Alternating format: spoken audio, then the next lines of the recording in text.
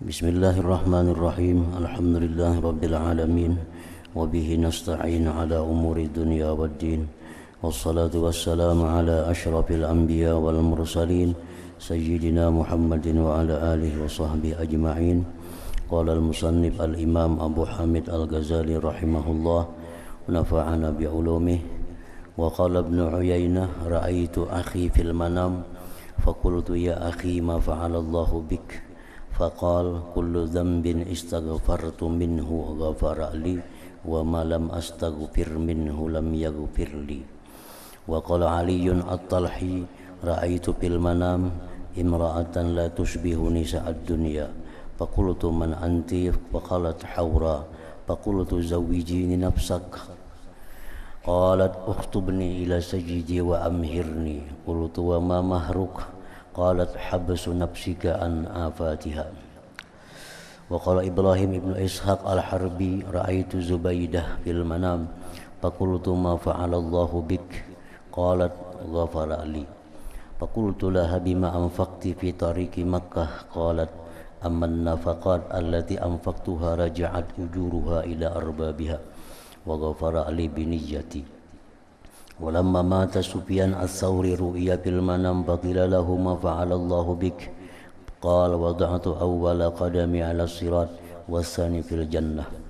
Wa qala Ahmad ibnu Abil Hawari ra'aitu bima yara an-na'im jariyatan ma ra'aitu ahsana minha wa kana yatala'ala wajhuha nura faqultu laha bimma za daw'u wajhik qalat tazkuru tilka al-lailah allati bakaita fiha qultu na'am qalat akhadtu dam'aka famasahtu bihi wajhi famin thamma daw'u wajhi kama tara ila akhirih. Artinya perkataan Imam Al-Ghazali rahimahullah nafa'ana bi ulumih. Ibnu Uyainah berkata, Sufyan ibnu Uyainah, saya bertemu dengan saudaraku dalam tidur. Lalu saya bertanya dalam mimpi itu, wahai saudaraku, apa yang diperbuat oleh Allah denganmu? Bagaimana Allah melakukan engkau? Maka saudaraku menjawab, setiap dosa yang saya mohon ampun daripadanya di dalam dunia waktu masih hidup maka diampuni bagiku, dan apa yang saya tidak mohon ampunan daripadanya maka tidak diampuni bagiku. Jadi artinya bahwa kalau kita tobat kepada Allah Subhanahu wa taala sebagaimana yang disebutkan dalam minggu yang lalu, bahwa dosa itu mesti kita sebut dosa apa satu persatu. Kada bisa kita tobat kepada Allah secara global, secara umum. Nah, jadi satu persatu dosa-dosa yang aku sebut di hadapan Allah, minta ampun kepadanya sewaktu dalam dunia, itu diampuni Allah. Dosa-dosa yang tidak aku sebutkan maka tidak diampuni oleh Allah. Jadi tobat dari dosa itu mesti satu persatu. Tobat dari dosa mesti satu persatu. Kita ingat dosa yang kita lakukan itu, kita sesali, kita berhenti melakukannya dan berniat tidak mengulang lagi. Tobat daripada gibah misalnya, kita sebut bahwa kita melakukan gibah dan kita tobat daripadanya. Kita melakukan dosa namimah, anjur atar, kita tobat daripadanya. Kita melakukan dosa berdusta, kita tobat daripadanya. Kita melakukan dosa meninggalkan amar ma'ruf nahi munkar, meninggalkan amar ma'ruf nahi munkar, kita tobat daripadanya. Kita melakukan dosa ridha dengan maksiat, ridha dengan maksiat. Setuju dengan maksiat artinya. Nah, kita tobat. Jadi satu persatu dosa itu kita sebut waktu kita tobat itu. Nah, itu diampuni oleh Allah dosa itu. Bila kita disebutkan dosanya, nah Allah ada mengampuni. Maka diampuni bagiku, dan apa yang saya tidak mohon ampunan daripadanya maka tidak diampuni bagiku. Ali At-Talhi berkata, At-Talhi itu nisbah kepada Talhah.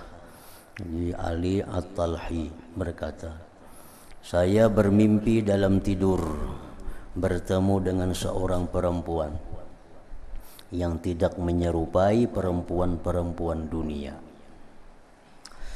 Lalu saya bertanya kepadanya, siapa kamu wahai perempuan? Maka perempuan itu menjawab, saya bidadari. Lain dari perempuan biasa, saya bidadari. Lalu saya berkata, ujar Ali tadi, kawinkanlah aku dengan dirimu. Dalam mimpi itu, kawinkanlah aku dengan dirimu. Perempuan si bidadari itu berkata, lamarlah aku dengan tuanku. Melamar jangan lawan aku. Lamarlah aku dengan tuanku, dengan yang mempunyai aku. Dan berilah aku mahar, berilah aku jujuran mas kawin. Saya bertanya, apakah maharmu?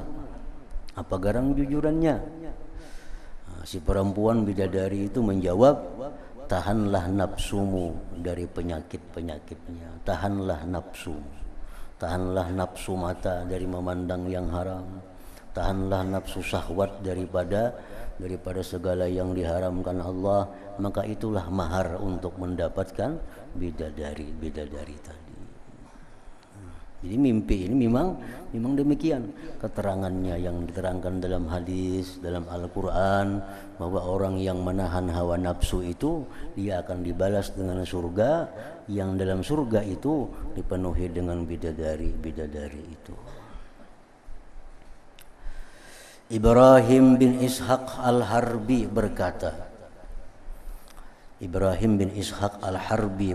saya bermimpi bertemu dengan Zubaidah dalam tidur.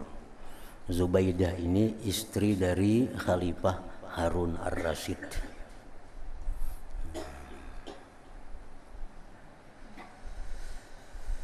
Mimpi bertemu dengan Zubaidah, istrinya Harun Ar-Rasyid. Lalu saya bertanya, apa yang diperbuat oleh Allah denganmu? Zubaidah meninggal dunia, Zubaidah wafat. Lalu Ibrahim bermimpi bertemu Zubaidah tadi. Ditanya, bagaimana Allah memperlakukanmu sesudah engkau mati ini? Zubaidah menjawab, dia mengampuniku. Allah telah mengampuni dosa-dosaku. Lalu saya bertanya lagi, apakah dengan sebab perbelanjaan yang engkau belanjakan di jalan menuju Mekah? Maksudnya apakah dengan sebab impak sedekah yang kau bagi-bagikan di jalan menuju Mekah? Ini Zubaidah ini waktu haji berangkat ke Mekah, dari rumah sampai ke Mekah di tengah jalan, mengimpakkan duitnya. Di mana ada kampung singgah bagi duit, mana ada kampung singgah bagi duit, mana ada kampung singgah bagi duit. Bini khalifah, bini raja lah, bini raja. Khalifah itu semacam raja. Apakah dengan sebab itu Allah mengampuni engkau? Zubaidah menjawab, adapun perbelanjaan yang saya belanjakan itu, adapun impak yang saya bagi-bagikan itu, maksudnya telah kembali pahalanya kepada pemiliknya. Telah kembali pahalanya kepada pemiliknya. Dan diampuni bagiku dengan niatku. Dengan niat. Nah, karena kan khalifah itu dia banyak dapat kekayaan. dari pemberian-pemberian dan sebagainya. Nah, barangkali kekayaan-kekayaan khalifah itu ada yang tidak halal. Kekayaan-kekayaan raja itu ada yang tidak halal duitnya. Nah, lalu si Zubaidah ini, istrinya raja ini, membagi-bagikan duit itu. Dibagi-bagikan duit itu. Nah, jadi pahalanya itu kembali kepada yang punya duit. Kembali kepada yang punya duit. Nah, sedangkan si Zubaidah ini dia dapat pahala karena perbuatannya itu dan niatnya itu, bukan pahala sedekahnya.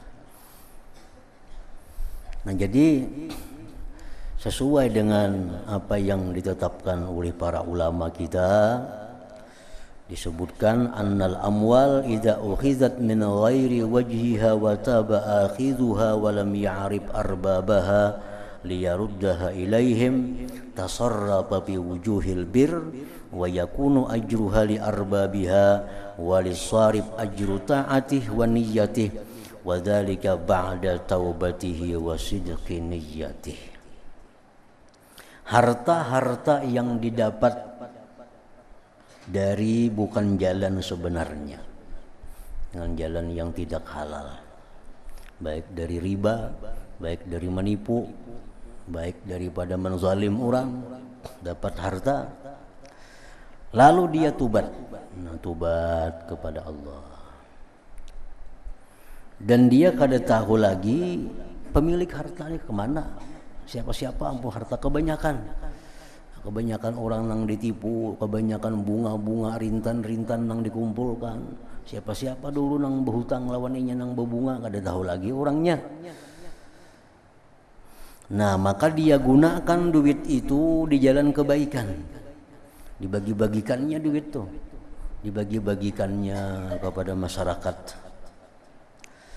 Maka adalah pahala sedekah itu untuk yang ampun duit sebenarnya. Siapa ampun duit sebenarnya, itulah pahalanya ke sana kembalinya.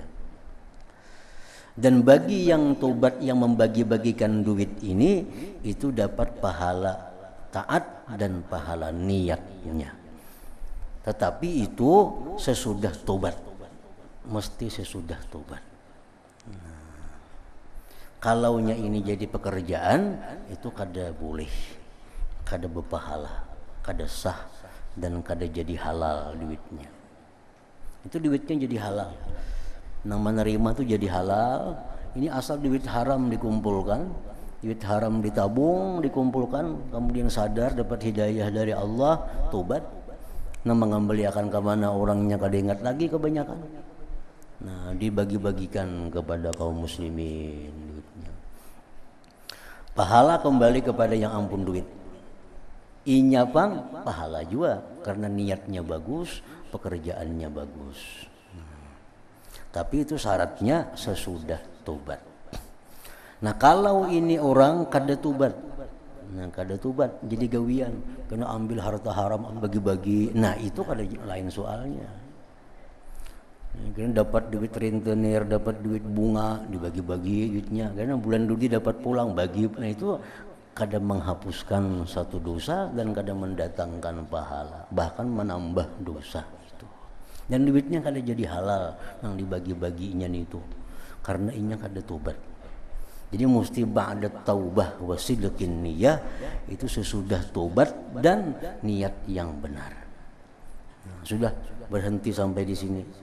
Mengumpulkan duit nang kada jelas arahnya nih, stop, tobat kepada Allah, nak mengembalikan kada tahu kemana orangnya. Nah, bagi duitnya itu halal duitnya, pahalanya dapat, nang ampun duit asal siapa dapat pahala, inya pun dapat pahala karena pekerjaan yang baik. Nah, itu syaratnya. Jangan dikias-kias dengan pekerjaan tanpa ada tobat. Nah, kada tobat.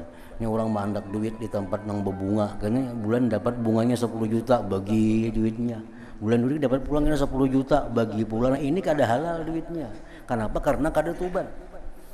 Kada tobat. Jadi akannya pekerjaannya nangka itu kada boleh. Ini mesti ba'da taubah. Nah macam Zubaidah tadi, bininya Harun Ar-Rasyid, bini khalifah, itu banyak kekayaan-kekayaan mungkin dari jalan-jalan yang kada jelas. Lalu si Zubaidah ini dia tobat kepada Allah, dibagikannya duitnya ke masyarakat, diampuni Allah dosanya. Diampuni Allah dosanya. Jadi mesti ba'da taubah, sesudah tobat.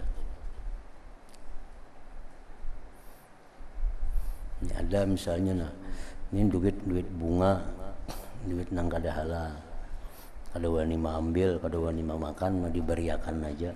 Halal kada duitnya nih. Bila inya nih sudah tobat, duitnya halal. Bila inya kada tobat, duitnya kada halal. Itu artinya nang membagi-bagi ini tobat kada orangnya.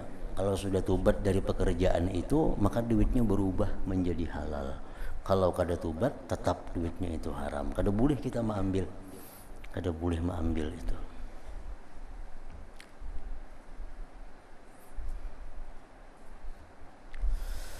Ketika Sufyan Ats-Tsauri meninggal dunia, Sufyan Ats-Tsauri salah seorang imam mazhab yang terkenal. Ada mazhab Hanafi, mazhab Maliki, mazhab Syafi'i, mazhab Hambali, mazhab Tsauri.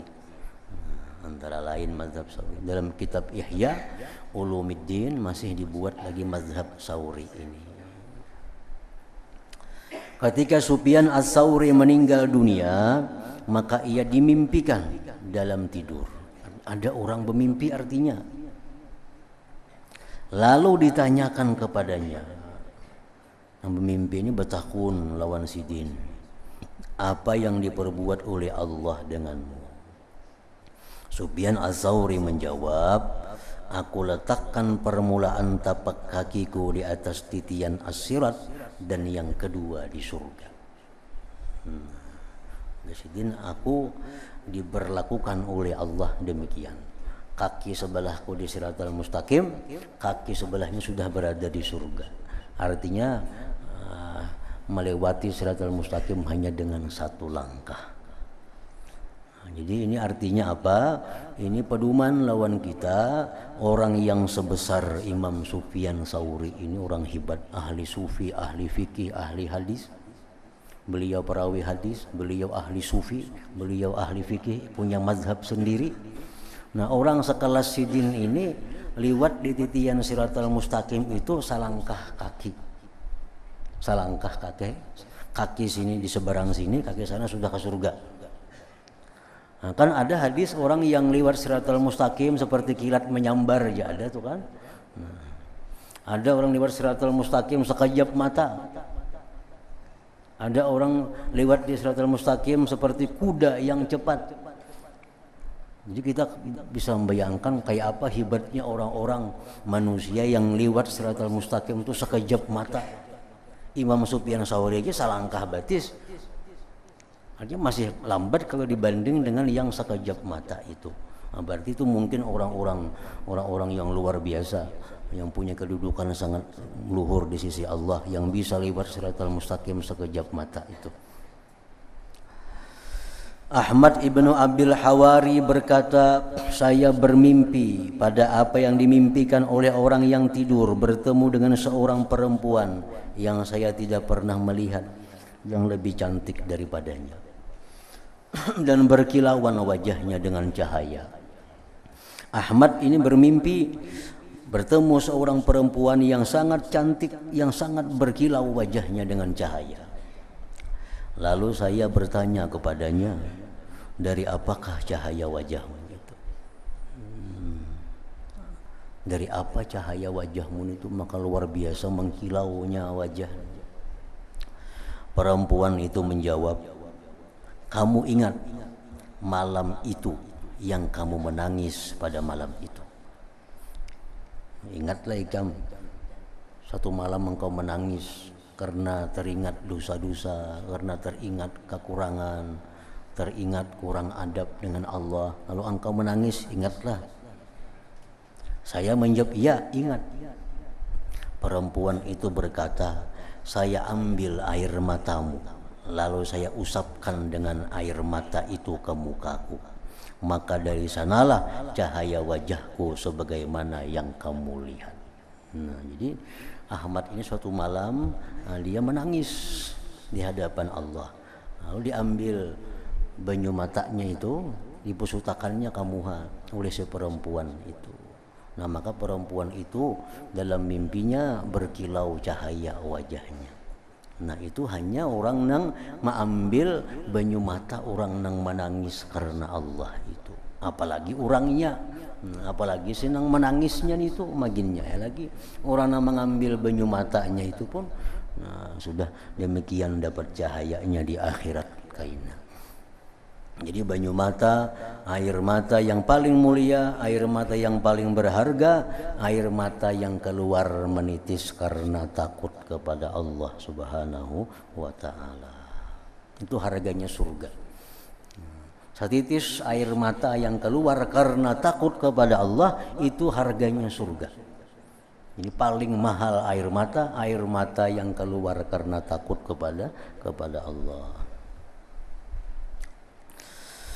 Al-Qattani berkata, saya bermimpi bertemu dengan Al-Junaid Al-Baghdadi dalam tidur. Lalu saya bertanya kepadanya, apa yang diperbuat oleh Allah denganmu? Maka Al-Junaid menjawab, semua isyarat binasa dan semua ibarat pergi. Artinya semua ilmu-ilmu yang kami dengar, ilmu-ilmu yang kami pelajari itu pergi, hilang. Dan tidaklah kami berhasil selain atas 2 rakaat yang telah kami kerjakan pada malam hari. Artinya apa? Bahwa sebanyak apapun ilmu, macam Junaid Baghdadi, kada sedikit ilmu itu, gudangnya ilmu. Imam Junaid Al-Baghdadi itu di masa itu orang yang paling berilmu. Nah, Jalsidin ilmu itu di akhirat hilang. Yang tersisa apa? Yang diamalkan dari ilmu itu. Seperti sembahyang 2 rakaat di tengah malam. Nah, itu sangat membantu, sangat memberi syafaat kepada orang yang melakukannya. Jadi ilmu-ilmu ini hanya sekadar wasilah perantara. Kalau ilmu itu bisa mengantarkan kita kepada mengamalkannya, nah itulah yang memberikan syafaat kepada kita artinya. Nah, jadi banyak mimpi-mimpi ini memang mereka minta. Memang mereka itu minta kepada Allah agar dimimpikan. Biasa demikian. Bukan secara spontan bermimpi si fulan. Biasanya mereka ini minta kepada Allah. Macam Sayyidina Abbas minta supaya minta bermimpi bertemu dengan Abu Lahab. Macam Abbas minta bermimpi bertemu dengan Sayyidina Umar. Memang minta kepada Allah agar dimimpikan. Ya Allah, mimpikan aku dengan fulan bin fulan. Ya Allah, mimpikan aku dengan syekh. Ada yang sampai setahun dikabulkan oleh Allah. Padahal tiap malam guringnya berwudu, guringnya suci, mimpi, ya Allah, mimpikan aku dengan Syekh Fulan bin Fulan. Ada yang bertahun-tahun hanya berhasil sekali mimpi. Jadi bukan hal yang inting, bukan hal yang spontan dalam mimpi ini, prosesnya panjang. Sehingga dapat ilmu yang demikian. Kan semua mimpi ini jadi ilmu. Pembenaran kepada apa yang disampaikan Rasulullah, pembenaran kepada apa yang difirmankan oleh Allah. Mimpi-mimpi ini dimimpikan Zubaidah dalam tidur. Zubaidah tadi juga, Zubaidah bininya Khalifah Harun Ar-Rasyid tadi. Lalu ditanya kepadanya, apa yang diperbuat oleh Allah denganmu?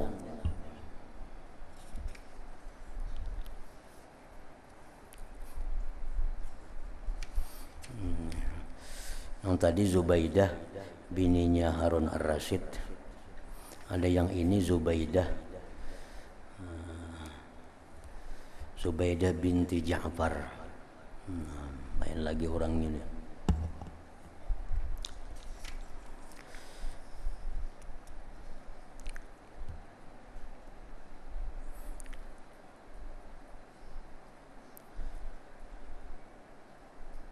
Dalam syarah ini disebutkan ra'aitu Umma Ja'far Zubaidah bintu Abil Fadli Ja'far Al-Akbar wa hiya zawju Harun Ar-Rasyid, bininya Harun Ar-Rasyid.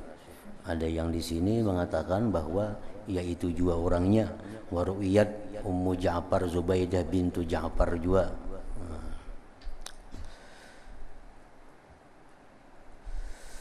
Lalu ditanya kepadanya, apa yang diperbuat oleh Allah denganmu? Zubaidah menjawab, diampuni bagiku dengan sebab 4 kalimat-kalimat ini. Allah mengampuni dosaku dengan sebab mengamalkan amalan ini, artinya yaitu la ilaha illallah ufni biha umri, artinya tidak ada Tuhan selain Allah, aku habiskan umurku dengannya. La ilaha illallah adkhulu biha qabri, artinya tidak ada Tuhan selain Allah, aku masuk ke kuburku dengannya. La ilaha illallah akhlu biha wahdi, artinya tidak ada Tuhan selain Allah, aku bersepi-sepi sendirian di dalam kubur dengannya. La ilaha illallah alqa biha rabbi, artinya tidak ada Tuhan selain Allah, aku menjumpai Tuhanku dengannya. Amalan ini, sebahagian ulama ada yang mengatakan amalan ini dibaca bisukan yang habis sembahyang subuh dan habis sembahyang asar atau maghrib. La ilaha illallah ufni biha umri, la ilaha illallah adkhulu biha qabri, la ilaha illallah akhlu biha wahdi, la ilaha illallah alqa biha rabbi. Artinya aku mati dengan la ilaha illallah, aku dimasukkan ke kubur dengan la ilaha illallah, aku sendiri dikubur dengan la ilaha illallah, dan aku nanti berjumpa Allah dengan la ilaha illallah. Nah, sebab mengamalkan itu diampuni oleh Allah dosa-dosaku.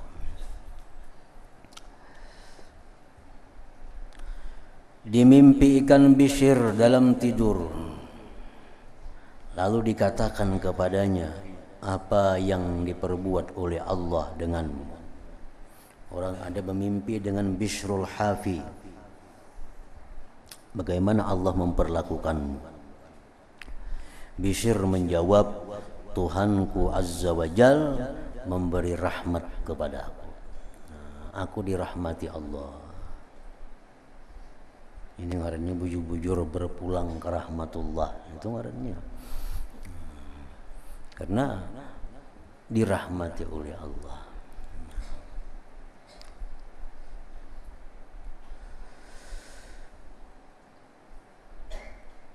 Dan dia berfirman, Allah berfirman kepadaku, wahai Bishr, apakah engkau tidak merasa malu terhadapku? Kamu telah takut kepadaku dengan seluruh ketakutan itu. Apakah engkau tidak malu kepadaku? Engkau selalu takut kepadaku. Padahal aku ini bukan orang yang menakutkan, artinya. Dan Allah itu bukan hanya ditakuti, tapi mesti diharapi. Allah bukan hanya ditakuti, tapi diharapi. Sedangkan Bishr ini selalu takut kepada Allah. Lalu dia, Tuhan, apakah engkau tidak malu wahai Bishr? Engkau selalu takut denganku.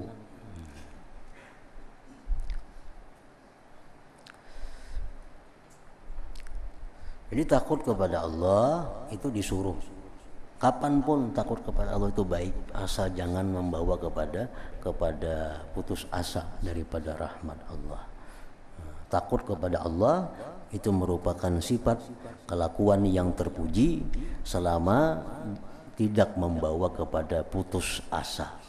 Nah, di waktu kita takut kepada Allah dan kita khawatir bahwa ini bisa membawa putus asa, di situ kita disuruh menghentikan takut, pindah kepada raja mengharapkan rahmat Allah. Dimimpikan Abu Sulaiman dalam tidur, lalu dikatakan kepadanya, apa yang diperbuat oleh Allah denganmu?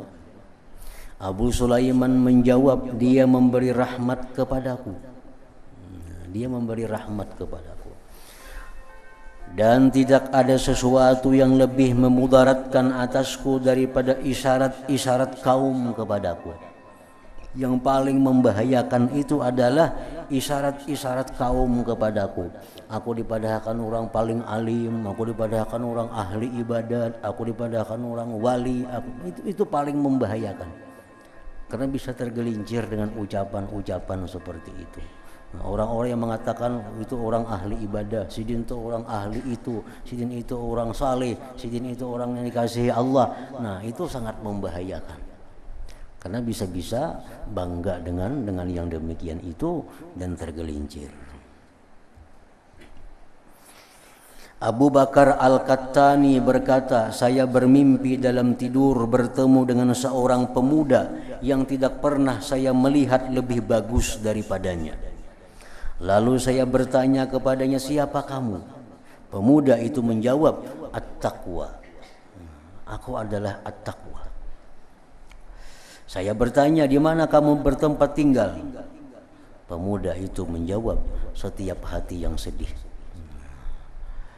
Setiap hati yang sedih. Artinya takwa itu kada jauh dengan hati yang sedih. Karena seseorang dengan hati yang sedih itu biasanya ingat kepada Allah. Dengan hati yang sedih itu biasanya orang kada akan melakukan kemaksiatan. Dengan hati yang sedih biasanya orang kada akan berkelakuan macam-macam, bagus, tunduk, khusyuk, hati sedih. Jadi takwa itu letaknya di hati yang sedih, ujar si pemuda tadi. Kemudian ia berpaling, pemuda tadi berpaling, maka tiba-tiba ada perempuan hitam. Lalu saya bertanya, siapa kamu? Perempuan itu menjawab, saya adalah penyakit. Saya bertanya, di mana kamu bertempat tinggal? Perempuan itu menjawab, setiap hati yang bersenang-senang lagi sombong. Nah, di hati yang suka, di hati yang gembira, itu biasanya menimbulkan kemaksiatan. Dengan gembira, dengan sukaria, dengan hati yang nyaman, biasanya kita mudah untuk melakukan kemaksiatan. Nah, dengan hati yang lapang, dengan hati yang gembira, kita suka membuang-buang waktu dalam keadaan sia-sia. Nah, tapi kalau hati sedih, samuan kita kulir. Hati sedih, samuan jadi malas untuk melakukan kejahatan-kejahatan, melakukan kemaksiatan. Abu Bakar Al-Qattani terus berkata, lalu saya terbangun dan saya berjanji bahwa saya tidak akan tertawa kecuali karena terpaksa. Abu Sa'id Al-Kharraz berkata, saya bermimpi dalam tidur seakan-akan iblis melompat kepadaku. Bermimpi seakan-akan iblis itu melompat kepadaku. Maka saya mengambil tungkat untuk memukulnya. Maka ia tidak takut daripadanya. Dipukul dengan tungkatnya kada takutan si iblis ini. Lalu suara memanggil kepadaku, sesungguhnya iblis tidak takut dari tungkat ini. Hanya saja ia takut dari nur yang berada dalam hati seseorang. Kalau hati orang itu bercahaya, hati orang itu beriman, maka iblis takut daripadanya. Kenapa? Karena akan menemui kegagalan dalam setiap godaan-godaannya. Amun diancam lawan tungkat, iblis kada takutan ninya. Diancam lawan kacamati, kada takutan iblis. Tapi kalau kita hati kita bagus, hati kita bersih, hati kita bercahaya dengan kebaikan, nah iblis takutan. Takutannya apa? Karena sia-sia godaan-godaan yang diberikan kepada orang yang punya hati bercahaya tadi. Al-Masuhi berkata, saya bermimpi bertemu dengan iblis yang berjalan dengan telanjang. Lalu saya bertanya, apakah kamu tidak merasa malu dari manusia? Wah, iblis kamu telanjang kada supan enggak? Maka iblis menjawab, demi Allah, mereka adalah orang-orang yang jikalau mereka itu termasuk manusia, niscaya aku tidak mempermainkan dengan mereka pada pagi dan sore hari, sebagaimana anak-anak bermain-main dengan bola.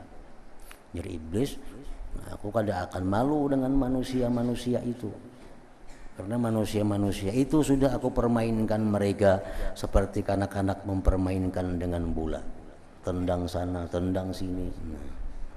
Tetapi manusia yang aku malu itu adalah suatu kaum yang selain mereka. Mereka sungguh membuat sakit tubuhku, ujar iblis. Dan iblis memberi isyarat dengan tangannya kepada sahabat-sahabat kita dari golongan sufi. Nah, dengan orang-orang yang mengamalkan ilmu tasawuf, nah itu iblis merasa sakit, merasa malu. Karena mereka kada bisa dipermainkan, orang-orang ahli sufi, orang-orang yang mengamalkan ilmu tasawuf itu kada bisa digoda dengan godaan apapun.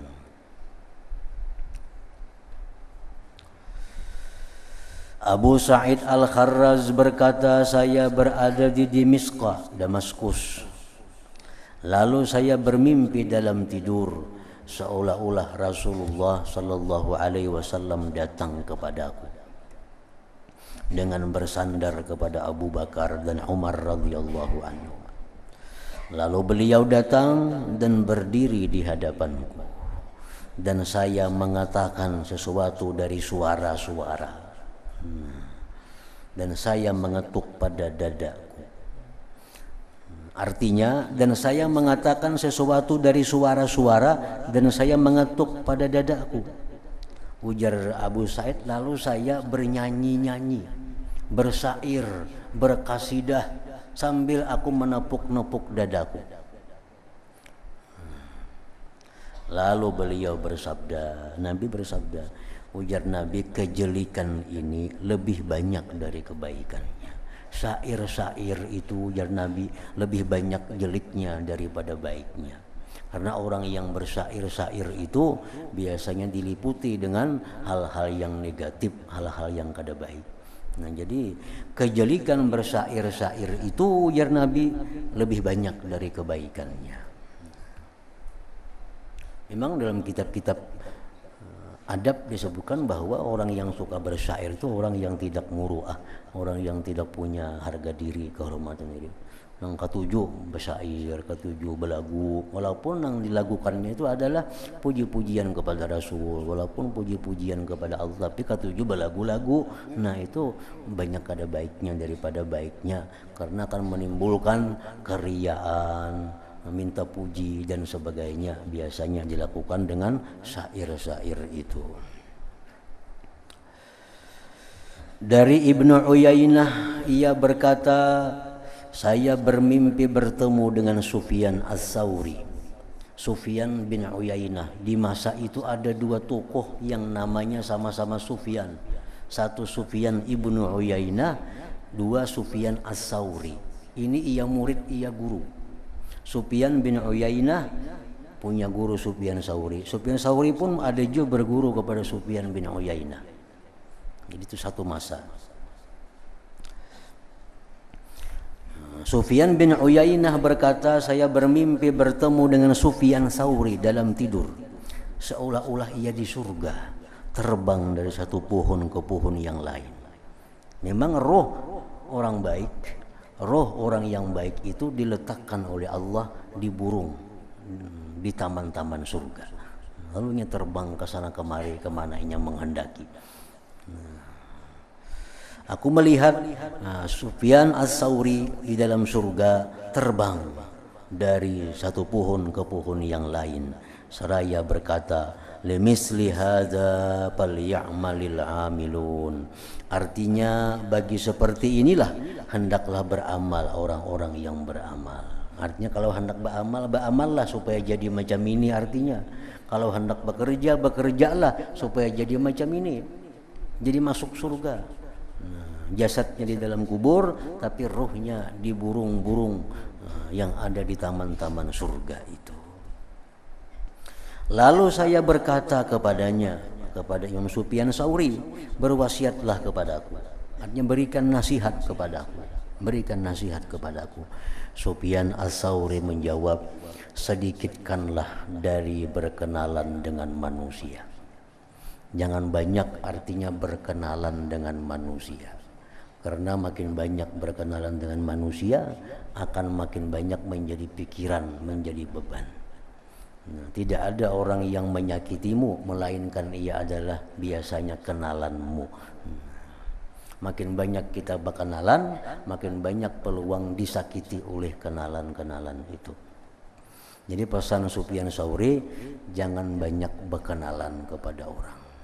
Berkenalan hanya kepada orang-orang yang kita yakini memberikan manfaat kepada kita, memberikan kebaikan kepada kita.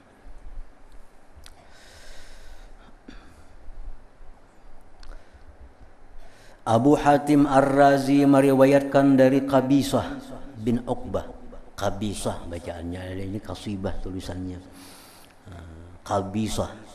Qabisah bin Uqbah, ia berkata, saya bermimpi bertemu dengan Sufyan Ats-Tsauri. Lalu saya bertanya, apa yang diperbuat oleh Allah denganmu? Maka Sufyan Ats-Tsauri menjawab dengan syair, nazartu ila rabbi kifahan faqala li hani'an ridha'i anka ya ibna sa'idi faqad kunta qawwaman idza azlama ad-duja bi'ibratin mustaqin wa qalbin hamidi padunaka fakhtar ayya qasrin aradtahu wa zurni fa inni minka ghairu ba'idi. Ujar Sufyan Tsauri, aku memandang kepada Tuhanku dengan berhadapan. Maka dia berfirman kepadaku, berbahagialah kamu dengan keridhaanku kepadamu wahai Abu Sa'id. Sungguh kamu banyak berdiri apabila malam telah gelap dengan air mata orang yang rindu dan hati yang sakit. Maka ambillah lalu pilihlah istana mana yang kamu kehendaki dan kunjungilah aku, sesungguhnya aku daripadamu tidak jauh. Nah, kemudian dimimpikan lagi Imam Asy-Syibli radhiyallahu anhu setelah ia meninggal dunia 3 hari.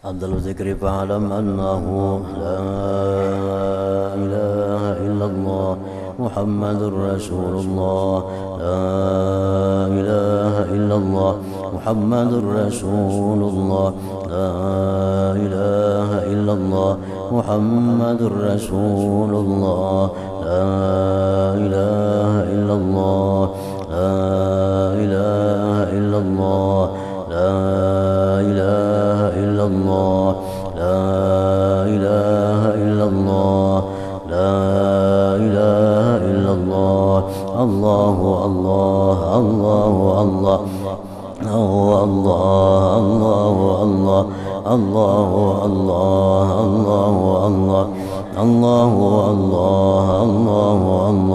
Allahu Allah Allahu Allah Allahu Allah Allahu Allahu Allah la ilaha illallah Muhammadur Rasulullah la ilaha illallah Muhammadur Rasulullah la ilaha illallah Muhammadur Rasulullah la ilaha illallah Al-Fatihah ila hadratin Ar-Rahman Ar-Rahim Maliki yaumiddin iyyaka na'budu wa iyyaka nasta'in ihdinas siratal ladzina an'amta 'alaihim ghairil maghdubi 'alaihim waladdallin فيا أيها الراجون منه شفاعة صلوا عليه وسلموا تسليما اللهم صل وسلم وبارك عليه